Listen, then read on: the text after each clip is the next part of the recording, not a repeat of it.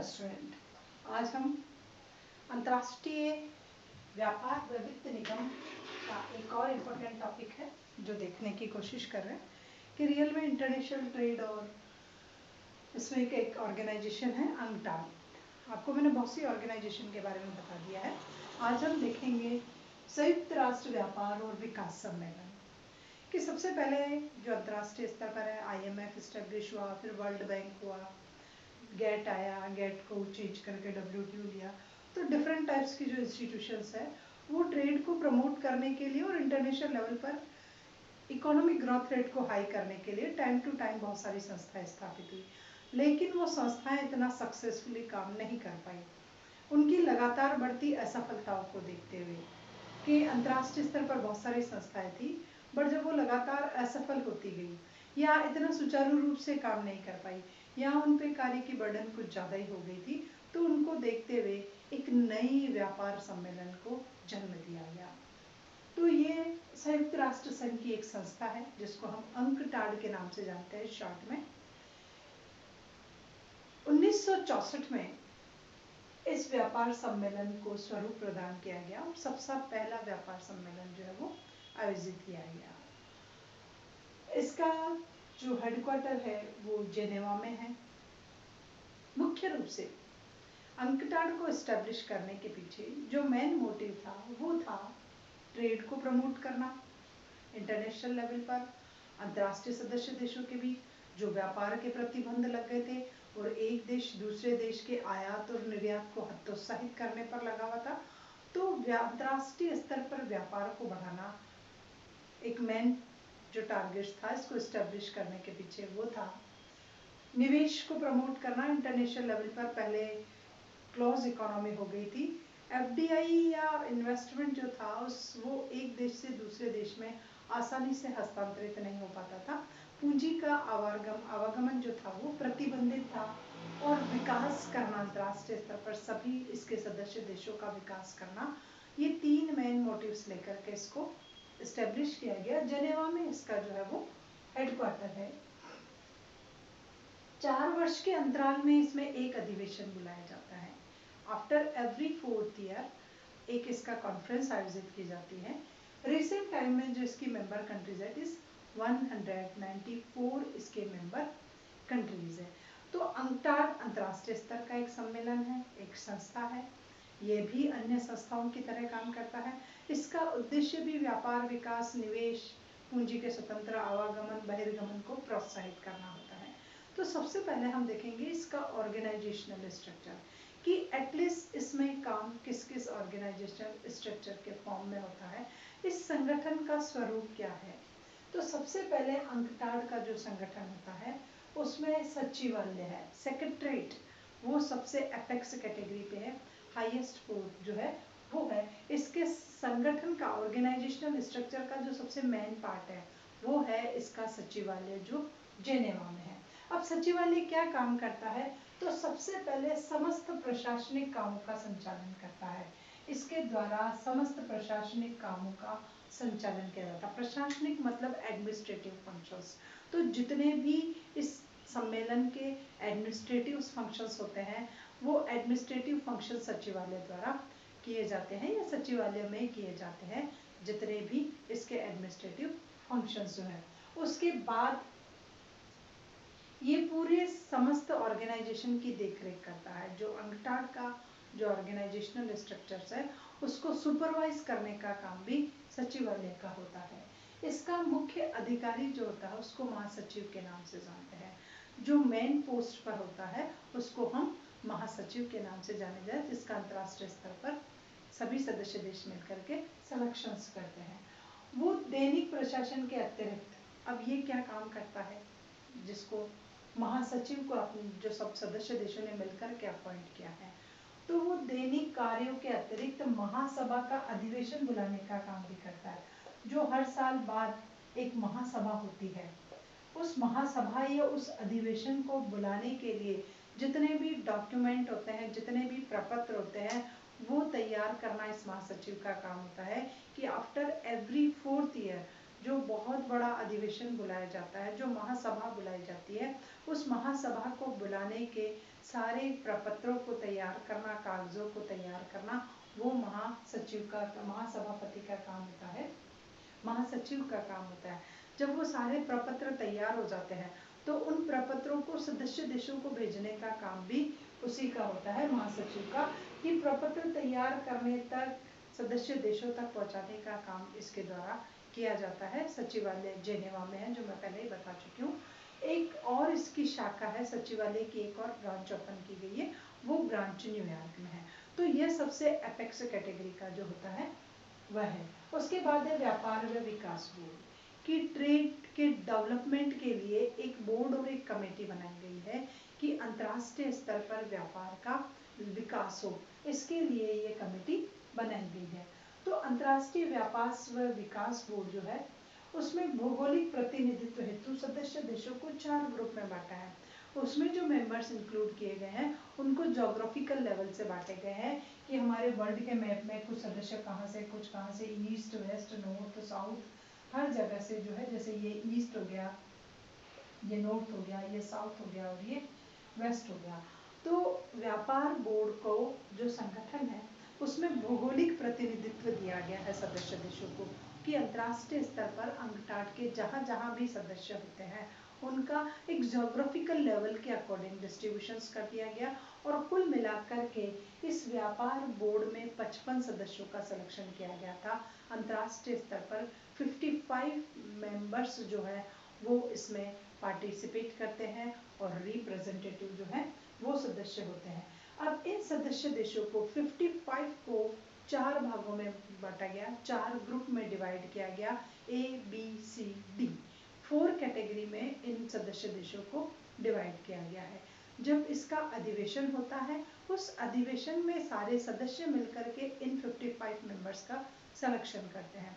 जो 55 मेंबर जब तक नेक्स्ट अधिवेशन नहीं होता, आफ्टर एवरी 4th ईयर, तब तक उनका वर्किंग पीरियड होता है, वो काम करते हैं। और 4 साल बाद जब नया अधिवेशन आ जाता है तब वापस नए 55 सदस्य चुने जाते हैं। बट क्राइटेरिया वही रहेगा, ज्योग्राफिकल क्राइटेरिया, उसी के अकॉर्डिंग इसके सदस्यों को चुना जाता है।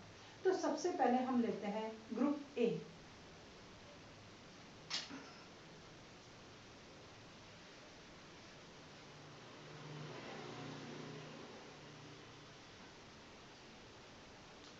सबसे पहले जो व्यापार और विकास बोर्ड होता है, व्यापार व विकास बोर्ड, इसमें 55 सदस्यों को लिया जाता है। सदस्यों का सिलेक्शन क्षेत्रीय और भौगोलिक आधार पर होता है। जो भी आपके सेक्टर से डिवाइड होते हैं उनके बेस पर इन 55 को चूज किया जाता है। अब सबसे पहला आता है ए। ए के अंतर्गत एशियाई, अफ्रीकी और यूगोस्लाविया के 22 सदस्य लिए गए हैं।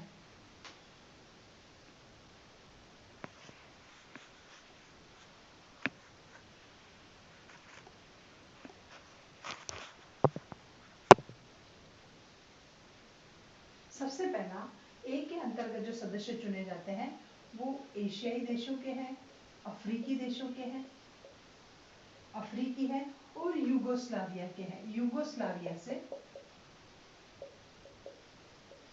कुल मिलाकर के 22 सदस्य चुने गए हैं। तो अब एशिया, अफ्रीका और यूगोस्लाविया से 22। उसके बाद बी में, ग्रुप बी में जो हमने लिया वो पश्चिमी देशों से लिया है। पश्चिमी देश जो है आपके यहाँ से लिया है, ईस्ट, वेस्ट, नॉर्थ और साउथ, पश्चिमी देशों से लिया गया है। एक तो उसमें पश्चिमी देश है सारे आपके, जितने भी जो पश्चिम से देश लिए गए हैं वो, और एक इसमें ईस्ट की कंट्री जापान को लिया गया है। और ये टोटल 18 मेंबर चूज किए गए हैं। तो व्यापार व विकास बोर्ड में ए कैटेगरी में एशिया, अफ्रीका, यूगोस्लाविया के 22 सदस्य, बी कैटेगरी में पश्चिमी देश और जापान, ये मिलाकर के कुल 18 सदस्य चुने गए हैं। उसके बाद सी में आ जाता है दक्षिणी अमेरिका के देश। सी कैटेगरी में हम लेते हैं दक्षिणी अमेरिका के देश, वहां से सदस्य चुने जाता है। और ये सदस्य केवल मात्र 9 सदस्य जो है वो आपके साउथ अमेरिका से चूज किए जाते हैं, ओनली 9 मेंबर कंट्रीज। और बाकी डी कैटेगरी में जो भी आपकी साम्यवादी अर्थव्यवस्थाएं हैं, सोशलिस्ट इकोनॉमी जहां पर चल रही है, उन सदस्य देशों से 6 सदस्य देश चयन किए जाते हैं। तो इस प्रकार ए बी सी चार कैटेगरी में, ए बी सी डी में 4 कैटेगरी में कुल मिलाकर के 55 सदस्य चुने गए हैं। पहले हैं आपके 22, फिर 18, फिर 9 और फिर 6। अब इन सभी सदस्य देशों का चुनाव 4 साल के लिए होता है और वर्ष में इनको 2 बार सभा बुलाना अनिवार्य होता है। इनको सबसे पहले इनका जो सिलेक्शन होगा वो कितने के लिए होगा, 4 इयर्स के होगा और एवरी 1 ईयर में 2 मीटिंग्स इनकी होना कंपलसरी हो जाता है। तो this is the second part of organisational structure. ये इसके ऑर्गेनाइजेशनल स्ट्रक्चर का सेकेंड पार्ट था। अब ये व्यापार व विकास बोर्ड को 2 भागों में बांटा गया है। अंगटाड ने अपने व्यापार व विकास बोर्ड को 2 भागों में बांट दिया। पहले भाग में कुछ समितियां हैं और दूसरे भाग में कुछ उप समितियां हैं। कमिटीज एंड सब कमिटीज इस स्टाइल से डिवाइड किया गया है। तो सबसे पहले ये जो समितियां बनाई गई है ये क्या काम करती है, ये इसमें जो है 4 प्रकार की समितियां बनाई गई है। व्यापार व विकास बोर्ड को 2 भागों में बांटा गया, उसमें समितियां 4 हैं और उप समितियां 3 हैं। तो समितियां जो 4 बनाई गई है ये अपने अपने क्षेत्र में व्यापार तथा विकास में आने वाली बाधाओं का अध्ययन करती है, विश्लेषण करती है और शोध कार्य करती है। ये जो समितियां बनाई गई है 4, सबसे पहले ये अपने अपने सेक्टर में काम करती है। जो जो इनका पर्टिकुलर सेक्टर डिस्ट्रीब्यूट किया गया है ये सारी की सारी समितियां अपने अपने क्षेत्रों में अपने अपने हिसाब से काम करती है। व्यापार और विकास में आने वाली बाधाओं का अध्ययन करती है कि रियल में ट्रेड और डेवलपमेंट को प्रमोट करने में कौन कौन सी प्रॉब्लम्स जो है वो मेंबर्स कंट्रीज को फेस करनी पड़ रही है। एटलीस्ट ये उसकी स्टडी करते हैं कि ये प्रॉब्लम इस मेंबर कंट्री को फेस करनी पड़ रही है। उसके बाद स्टडी करने के बाद ये उसको एनालिसिस करते हैं, उसका विश्लेषण करते हैं कि समस्या क्या है, कहाँ से आई, क्यों है, कब है, पूरा उसको एनालिसिस ये समितियां कर लेती है।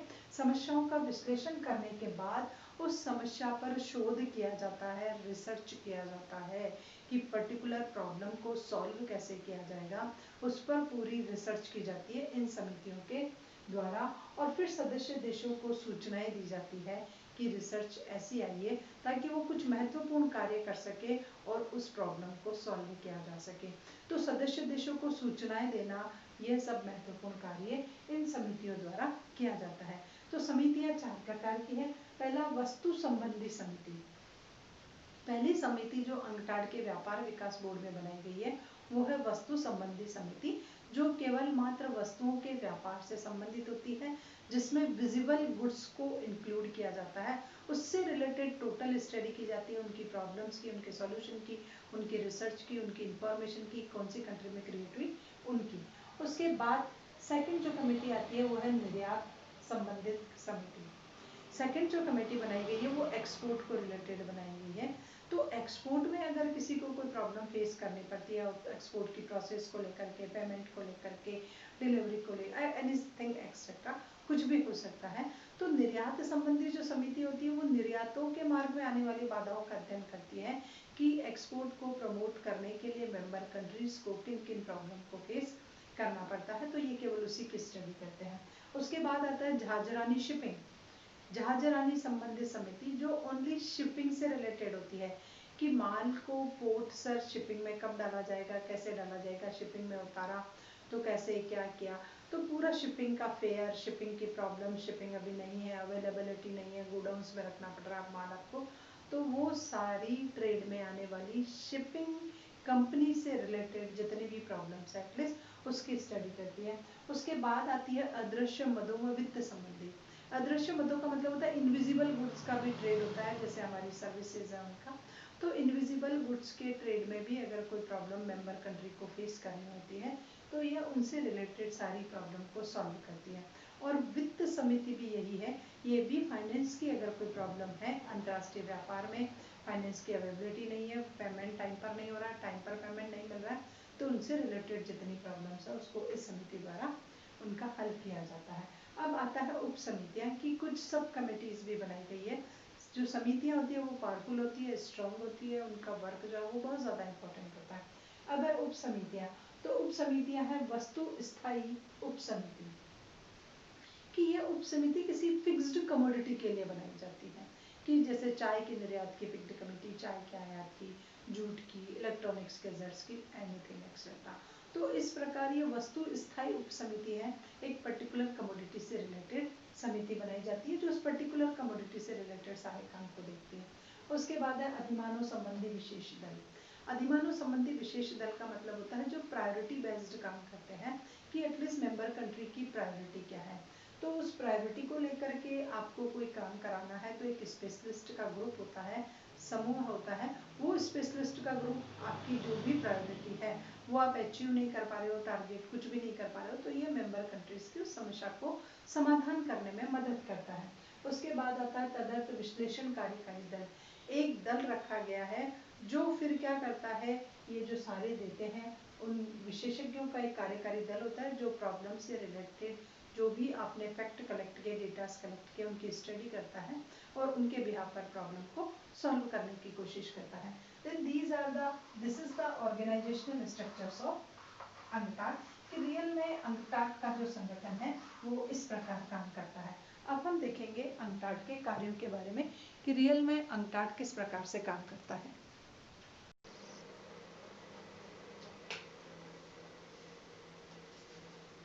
अब हम देखते हैं अंतर्राष्ट्रीय मुद्रा कोष के कार्य कि रियल में अंतर्राष्ट्रीय स्तर पर UNCTAD जैसी संस्था क्या काम करती है। तो आज हम देखेंगे UNCTAD के कार्य।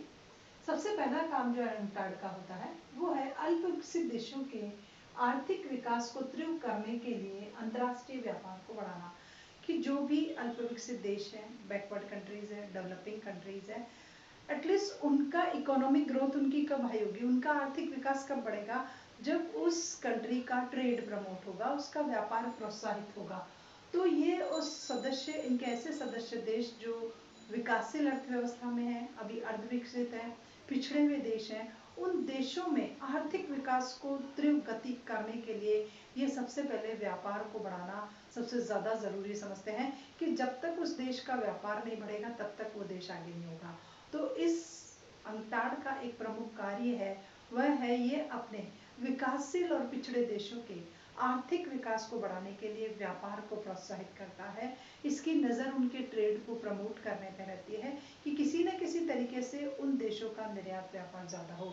तो इसका एक मेन फंक्शन होता है कि ये उन देशों का व्यापार को प्रमोट करता है ताकि व्यापार के माध्यम से आर्थिक विकास को आसानी से बढ़ाया जा सकता है। उसके बाद दूसरा है अंतर्राष्ट्रीय व्यापार और विकास संबंधी समस्याओं के क्षेत्र में अन्य संस्थाओं की क्रियाकलापों से समन्वय स्थापित करना। कि जो भी अर्धविकसित देश होते हैं, विकासशील देश होते हैं, इनकी मेन जो बेसिक प्रॉब्लम है वो है एक तो व्यापार की और एक है विकास की। कि इन देशों में व्यापार बहुत कम मात्रा में होता है और विकास की दर जो होती है वो बहुत ज़्यादा धीमी होती है। तो ज़्यादातर जो समस्याएं हैं उन देशों की वो है अंतर्राष्ट्रीय व्यापार और विकास की अधिकांश समस्याएं आती हैं। तो ये क्या करता है, UNCTAD का एक मेन काम होता है इन समस्याओं के समाधान के लिए कि विकासशील देशों के अगर व्यापार में और विकास में कोई समस्या आ रही है तो उस समस्या के समाधान के लिए ये उस क्षेत्र में उपस्थित जो भी अन्य संस्था होती है, जैसे मैंने आपको बताया कि साउथ का है तो साफ्टा है, नॉर्थ में है तो नाफ्टा है, कहीं ऑसियंस है, कहीं UNCTAD है, तो कहीं अलग अलग तरीके की संस्थाएं अंतर्राष्ट्रीय स्तर पर बनाई गई हुई होती है। तो उस समस्या के समाधान के लिए उस कार्य क्षेत्र में जहाँ वो पर्टिकुलर कंट्री है, अगर वहाँ कोई इंटरनेशनल ऑर्गेनाइजेशन है, कोई रीजनल ऑर्गेनाइजेशन है, तो ये उसके साथ उसके क्रियाकलापों के साथ समन्वय करने की कोशिश करते हैं कि वो रीजनल इंस्टीट्यूशंस या ऑर्गेनाइजेशन किस तरीके से व्यापार को प्रमोट कर रही है, वो क्षेत्रीय गठबंधन व्यापार के विकास के लिए क्या कर रहा है, जिसका वो सदस्य देश सदस्य मेंबर है उस रीजनल क्षेत्र में।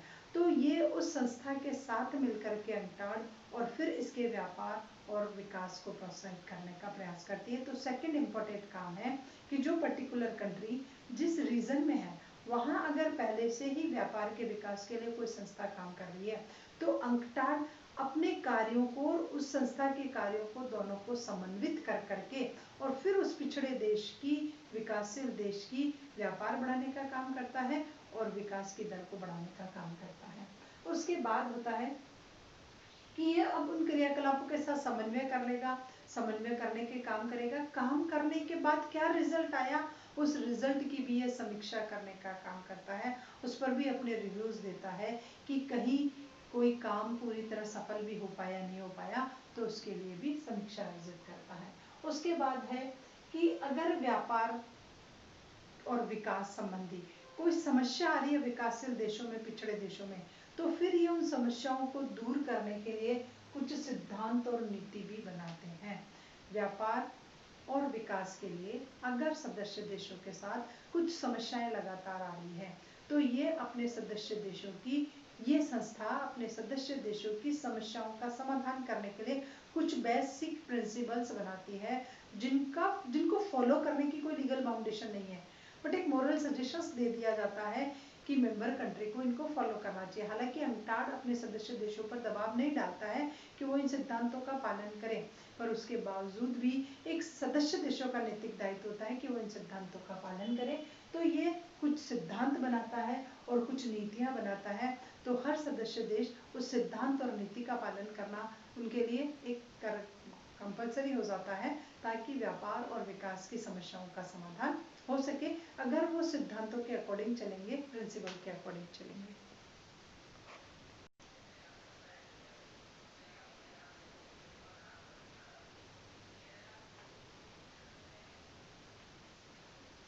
तो ये अंतर्राष्ट्रीय व्यापार और विकास की समस्याओं के समाधान के लिए कुछ ऐसे बेसिक प्रिंसिपल्स बनाते हैं, जो सदस्य देश अगर उनका अनुकरण करते हैं तो एटलीस्ट इस प्रकार की किसी प्रकार की कोई समस्या नहीं आती है। तो सिद्धांत और जो नीतियां बनाई जाती है उनका अनुसरण करने से समस्याओं का समाधान कम हो जाता है, तो ये इसका मेन फंक्शन होता है, और इसने बहुत सारे प्रिंसिपल्स बना भी रखे जिनको सदस्य देश अनुसरित करते हैं। उसके बाद नेक्स्ट आता है इसका फंक्शन आर्थिक सहयोग को बढ़ाना, कि अंतर्राष्ट्रीय स्तर पर इंटरनेशनल कॉपरेशंस को इंक्रीज करना, मोटिवेट करना। सदस्य देश उस समय की जो परिस्थितियां थी द्वितीय विश्व युद्ध के बाद, कुछ समय बाद सब सदस्य देश संभलते गए, पर उन्होंने एक अपनी प्रोग्रेस को आगे बढ़ाने के लिए एक बाउंडेशंस लगा दी थी कि वो इकोनॉमिक कॉपरेशंस नहीं करते थे, फाइनेंशियल रिसोर्सेज का जो फ्लो है वो रुक गया था। तो इस संस्था को स्थापित करने इसका एक प्रमुख काम था कि ये अपने सदस्य देशों में आर्थिक सहयोग बढ़ाए, ये इसका मेन फंक्शन है। इसकी मेंबर कंट्रीज को ये प्रमोट करता है कि वो एक दूसरे को आवश्यकता पड़ने पर वित्तीय संसाधनों का हस्तांतरण करें, ताकि विकसित देशों को विकासशील को देना चाहिए और विकासशील देशों को अर्धविकसित और अर्धविकसित को पिछड़े देशों का, इस प्रकार ये साधनों के हस्तांतरण को जो है वो प्रोत्साहित करना इसका मेन फंक्शन माना गया है, ताकि हर देश की समस्या का समाधान हो सके और वित्त को लेकर के उनका विकास अवरुद्ध नहीं हो। नेक्स्ट फंक्शन है अंतर्राष्ट्रीय सदस्य देशों में समन्वय स्थापित करना, कि जितने भी इसकी मेंबर कंट्रीज हैं उन मेंबर कंट्रीज में ये एक कॉपरेशंस बैठा करके चलता है कि सभी सदस्य देश एक साथ मिलकर के काम करें, एक दूसरे के साथ कॉपरेट करें, एक दूसरे को हेल्प करें, और ऐसा ही कॉपरेशन इसने अंतर्राष्ट्रीय संस्थाओं के साथ कर रखा है। अंतर्राष्ट्रीय संस्थाएं जितनी भी जो व्यापार के लिए, आर्थिक विकास के लिए स्थापित की गई है, फॉर एग्जांपल WTO है, वर्ल्ड बैंक है, एशियन डेवलपमेंट बैंक है, IMF है, तो ये उन सब अंतर्राष्ट्रीय संस्थाओं के फंक्शंस को कॉपरेट करने का काम करता है, ताकि वो समन्वित रूप से काम करेंगे तो कहीं ना कहीं व्यापार अंतर्राष्ट्रीय स्तर पर जो है वो प्रभावित होगा और व्यापार का विकास होगा। उसके बाद नेक्स्ट फंक्शन आता है विभिन्न संगठनों की क्रियाकलापों का अवलोकन करना और सहयोग करना। जितने भी ऑर्गेनाइजेशन इंटरनेशनल लेवल पर बनाए गए हैं उन सभी संगठनों की क्रियाकलापों का ये अवलोकन करता है कि वो क्रियाकलाप, वो क्या क्या क्रियाएं कर रहे हैं, किस तरीके से कर रहे हैं, और उन क्रियाकलापों का ये अवलोकन करने का काम भी करता है, कि उनके सुपरवाइज करता है कि उनके फंक्शन में कहीं कोई कमी तो किसी प्रकार की नहीं रह गई है, तो ये इसका मेन फंक्शन माना गया है। Then these are the main function of UNCTAD, ये UNCTAD के कुछ फंक्शंस जो है वो है। अब आता है इसके उद्देश्य,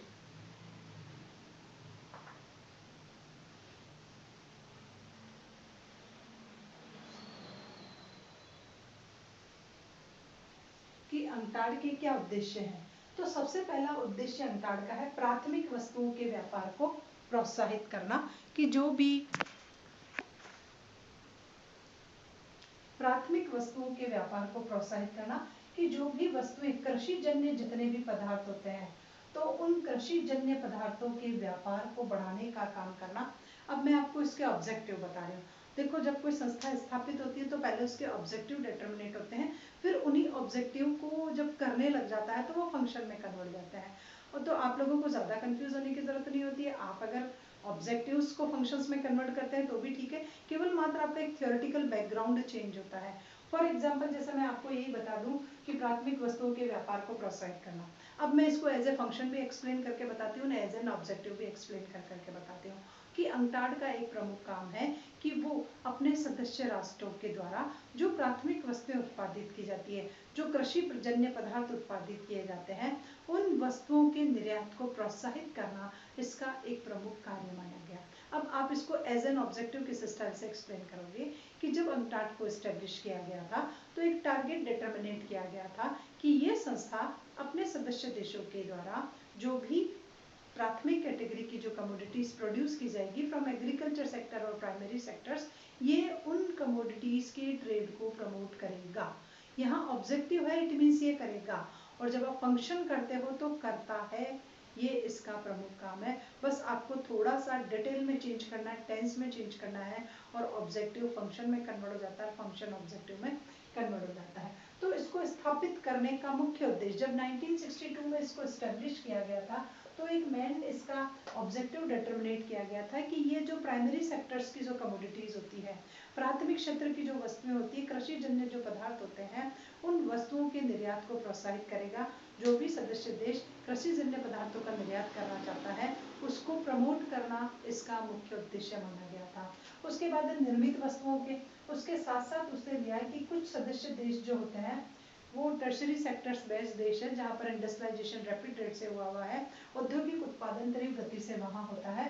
तो उन सदस्य देशों के औद्योगिक उत्पादन के निर्यात को बढ़ाना, उनके व्यापार को बढ़ाना इसका प्रमुख उद्देश्य माना गया कि ये उनके जो निर्मित वस्तुएं हैं उनके व्यापार को बढ़ाएगा, उसके लिए काम करेगा, उसकी समस्याओं का समाधान इसके द्वारा किया जाएगा।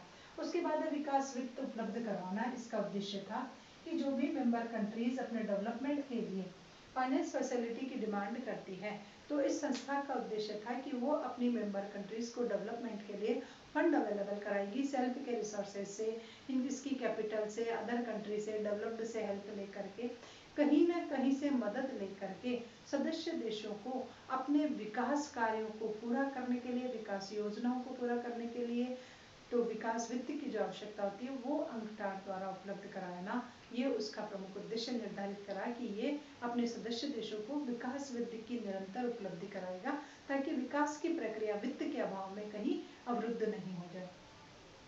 उसके बाद है प्रौद्योगिकी स्थानांतरण, कि टेक्नोलॉजिकल प्रॉब्लम हर जगह फेस करनी पड़ती है, तो इसको एस्टेब्लिश करने का एक ऑब्जेक्टिव ये भी था कि ये प्रौद्योगिकी का हस्तांतरण करेगा।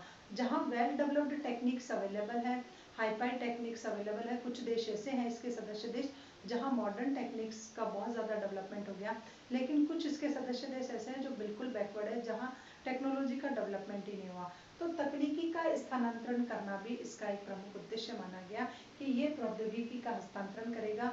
जहाँ विकसित देशों में, जहाँ पूंजी बहुत अच्छी उपलब्ध, जहाँ तकनीक जो है वो बहुत ज़्यादा वेल डेवलप्ड है, वहाँ से ये उन देशों को टेक्निक का ट्रांसफ़र करेगा जहाँ टेक्नोलॉजी अभी इतनी डेवलप नहीं। ये भी इसका जो है एक उद्देश्य माना गया। उसके बाद विकासशील देशों में आर्थिक सहयोग, कि कुछ डेवलपिंग कंट्री ऐसी होती है जो खुद भी एक दूसरे को सहयोग प्रदान कर सकती है। विकासशील सदस्य है, विकासशील देश जो इसके सदस्य हैं वो आपस में एक दूसरे को भी सहायता दे सकते हैं।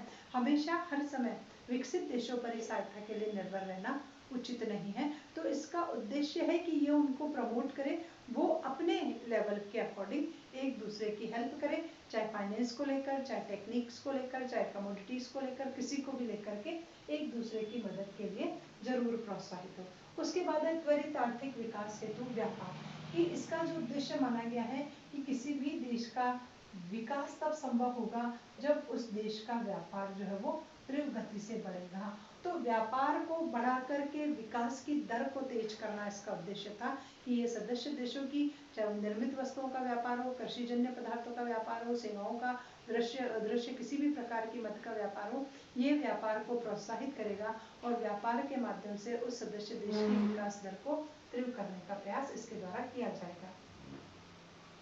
उसके बाद है विकास नीतियों का निर्माण व क्रियान्वयन। इसका काम है कि ये अपने सदस्य देशों के डेवलपमेंट की कोई भी प्रॉब्लम्स को लेकर के सबसे पहले विकास नीति का निर्माण करेगा। सदस्य देशों के विकास के लिए इसके द्वारा विकास नीति का निर्माण किया जाएगा। उस विकास नीति का निर्माण और क्रियान्वयन दोनों यही करेगा कि किस स्टाइल से उसको फॉर्मुलेट करना है और किस स्टाइल से उस नीति का सदस्य देश में क्रियान्वयन करना है, ताकि विकास की प्रक्रिया को सदस्य देश में आगे बढ़ाया जा सके। तो ये भी इसका मेन उद्देश्य माना गया था कि ये उस पॉलिसी को इस स्टाइल से फॉर्मुलेट करेगा कि वो इजी गोइंग उस कंट्री की कंडीशंस के अकॉर्डिंग एप्लीकेबल हो सके। उसके बाद है विकासशील देशों के आर्थिक विकास व विदेशी व्यापार में आने वाली बाधाओं को दूर करना, कि जो भी विकासशील देश हैं उनके व्यापार में अगर किसी प्रकार की कोई बाधा आ रही है या उनके विकास को लेकर के कोई बाधा आ रही है, कोई भी प्रॉब्लम आ रही है, तो उस प्रॉब्लम को सॉल्व करना इसकी स्थापना का मुख्य उद्देश्य था कि किसी भी प्रकार की कोई भी कठिनाई वो अपने सदस्य देशों के व्यापार और विकास के क्षेत्र में नहीं आने देगा, और आती है कोई प्रॉब्लम तो उसको दूर करना इसका प्रमुख उद्देश्य माना गया था। उसके बाद है कुछ स्वीकृत सिद्धांतों का प्रतिपादन करना। इसका उद्देश्य था कि ये कुछ ऐसे सिद्धांत प्रतिपादित करे जिन सिद्धांतों का इसके सदस्य देशों द्वारा आसानी से पालन किया जा सके, लेकिन ये सिद्धांत स्वीकृत होंगे, अर्थात सभी सदस्य देशों द्वारा उस पर स्वीकृति प्रदान की जाएगी। किसी भी सदस्य देश को किसी भी सिद्धांत को लेकर के किसी भी तरह का कोई ऑब्जेक्शन नहीं होगा। तो इसकी स्थापना का उद्देश्य था कि ये कुछ ऐसे स्वीकृत सिद्धांत बनाए ताकि उन सिद्धांतों को सभी फॉलो कर सके और सिद्धांतों पर चलते हुए व्यापार और विकास को बढ़ा करके आर्थिक विकास की दर को आगे बढ़ाने का प्रयास करें। तो इसका उद्देश्य यह भी था। उसके बाद था विभिन्न देशों के बीच विचार विमर्श, समन्वय और सहयोग को बढ़ाना भी इसकी स्थापना का उद्देश्य था, कि जितनी भी इसकी मेंबर कंट्रीज हैं वो आपस में इनकी कन्वर्सेशंस होती रहे, आपस में एक दूसरे की प्रॉब्लम को सॉल्व करें, कॉपरेशन से काम करें वो, और उसके बाद अंतर्राष्ट्रीय स्तर पर जितनी भी संस्थाएं हैं उनमें समन्वय स्थापित करना इसका उद्देश्य माना गया था।